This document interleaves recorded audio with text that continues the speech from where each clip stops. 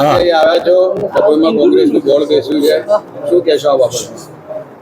આજે ડભોઈમાં નગરપાલિકાનો પ્રમુખની ચૂંટણી દરમિયાન મને આમંત્રિત કરેલા એના પ્રમુખે કે આપ હાજરી આપજો, એટલે હાજરી આપીને શાંતિપૂર્વક મતદાન થયું અને શાંતિપૂર્વક પ્રમુખની ચૂંટણી થઈ. અને હું તો બધા જેટલા ચૂંટાયેલા પ્રતિનિધિઓ છે નગરપાલિકાના, એમને બધાને એટલી જ વિનંતી કરું કે ડભોઈનો વિકાસ સારી રીતે કરજો, બધા મળીને કરજો અને જે લોકોને તકલીફ રહેજો. સાંભળેલું હતું કે આવું કરીશું તેવું કરીશું, એટલા માટે મારે આવવું પડ્યું. એ બધા બાહુબલીની વાતો કરતા હોય ને, તો એ બાહુબલીને ગજવામાં મૂકીને ચાલતો આવ્યો છું અને આજે સપોર્ટ કરવા આવ્યો છું કોંગ્રેસને, એના માટે કે સારા વિકાસ કરે, સારા કાર્ય કરે. અને કોઈ કીધું કે અમે ઉચકીને લઈ જઈશું ને એ કરીશું, એના માટે અમારે હાજરી આપવી પડી.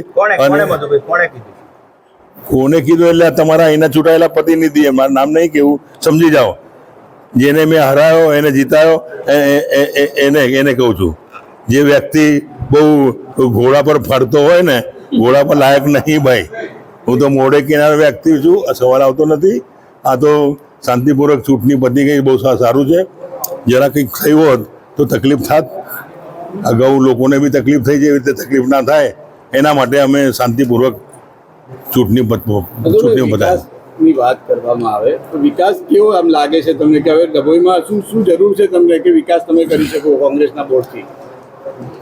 ડભોઈમાં પેલું તો ડ્રેનેજનું કામ કરવા જેવું છે, અને પેલું પાણીનું પ્રેશર આવે પીવાના પાણીનું, એ ને રોડ, આ ત્રણ વસ્તુ જરૂરિયાત વસ્તુઓ હોય છે, એ કરવા જેવી જે જરૂર છે.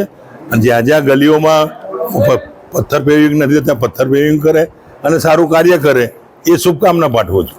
આવા જ વધુ સમાચારો જોવા માટે સબસ્ક્રાઇબ કરો અમારી YouTube ચેનલને અને જોડાયેલા રહો Facebook, Instagram અને Twitter પર.